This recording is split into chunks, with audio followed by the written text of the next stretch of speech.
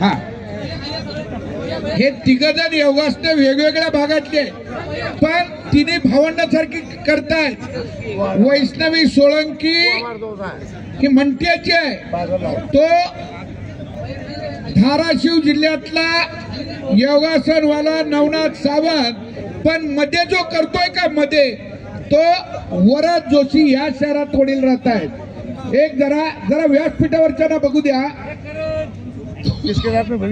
खर तर अशोक अण्णांच्या माध्यमातून मी विजय भाऊंना एक आव्हान करतोय, तो मध्ये जे योगासना करतोय तो वरद जोशी या जालन्यातला पोरग आहे। वडील जमीन नाही, घर नाही, जागा नाही, भाड्यानं राहतायत, पण योगासना करून उदरनिर्वाह भागवत असताना नजर चुकीने त्या पोराच्या वडिलाचा ऍक्सिडेंट झालाय, अपघात झालाय, चार त्यांची ऑपरेशन झाल्यात, एक अनसक्सेस झालंय। फार बिकट परिस्थितीतून चाललेलं कुटुंब आहे। आपण पैलवान म्हणजे एक परिवार आहे, आपल्या परिवारातून त्या पोराला मदत व्हावी।